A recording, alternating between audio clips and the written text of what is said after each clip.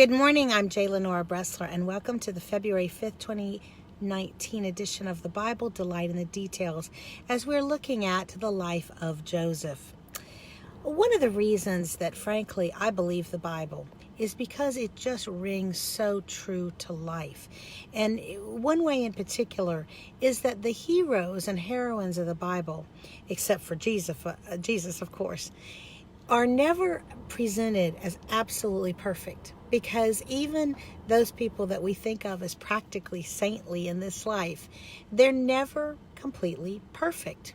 There's always a flaw. There's always something about them that show that they're merely human. And that is certainly also the case with Joseph. Even though Joseph is put in the Bible, I believe, his story to be a harbinger of Christ, to show us that even when things happen to us that are not deserved, that God can use those things for good to ultimately bring us to a better place and to make us a blessing to others. Nonetheless, we still see that there were cracks in that perfection of Joseph. And we see that particularly at the beginning of his life. And that is in Genesis chapters 37 and on beyond that. You know, Joseph was a 17-year-old kid. He was almost the youngest, the second youngest of a very interesting family. There were 4 mothers of these 12 sons. Well, right there, that's going to have problems. 2 of them were free women and 2 of them were concubines.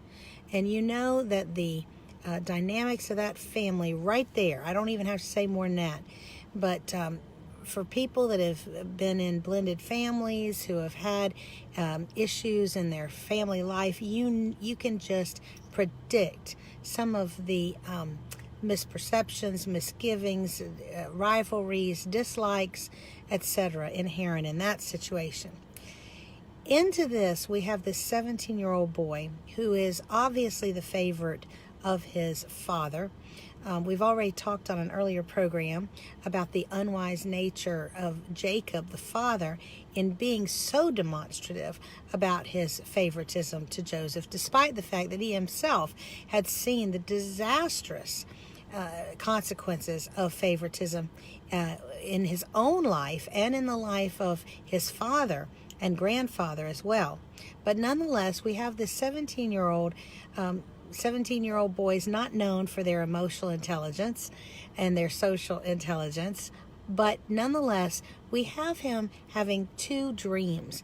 One in which sheaves of wheat identified as himself and his brothers are out in the field. His sheath pops up, the others fall down. And they were, as you can imagine, rightly upset by this, thinking, who is this guy thinking that he's going to rule over us?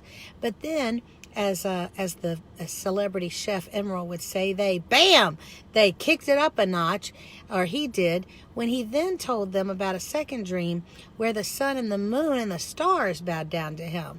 This time his father was there, and his father clearly assumed that he was the sun, and that Joseph was saying that he would be bound down to him.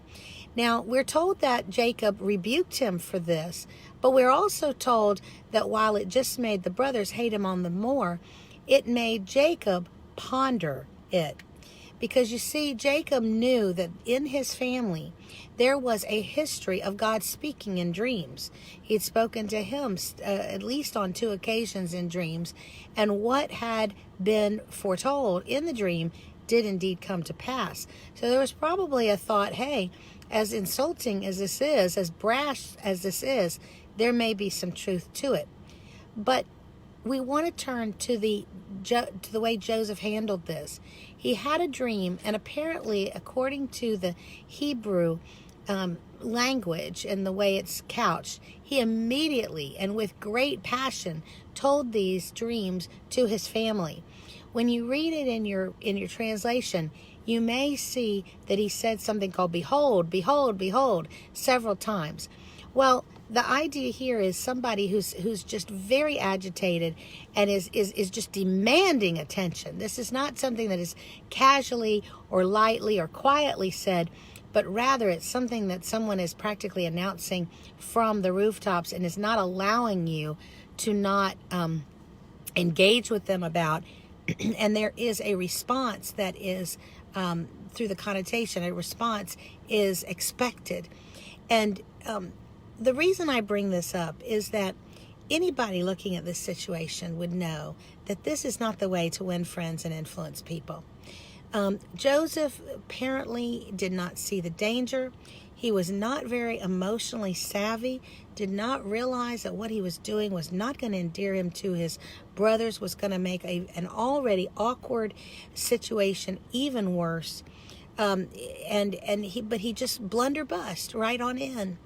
And, one of the things in my leadership speaking and consulting business I'm kind of famous for is I talk about relationships. And I talk about how you have to be always aware of how you're being perceived and how things that you may be doing, possibly even with the best of intentions, might be perceived in a negative light. Well, this is a boy who clearly at that point has no discretion in that sense. But of course, he's learned to have no discretion from his dad because his father had no discretion whatsoever with regard to the blatant favoritism. So I just caution us all. I am not in any way saying that Joseph deserved to be sold into slavery, thrown into a pit, have his brothers hate him so badly they wanted him dead. Obviously not. He did not deserve that. However, I will say that sometimes we do make situations even worse because we are not we're not thoughtful enough. We don't really think about how is this the best way to handle things, and how might I be making a situation that may be bad, not through any fault of our own, but how might I be making it worse, or at least make people think that I'm making it worse. We are called to be smart in the ways of dealing with people.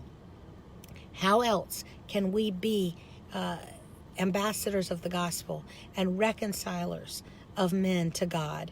How can we do that if we don't have a little bit of emotional intelligence and social intelligence? Be aware. I'm J. Lenore Bressler. Have a great day.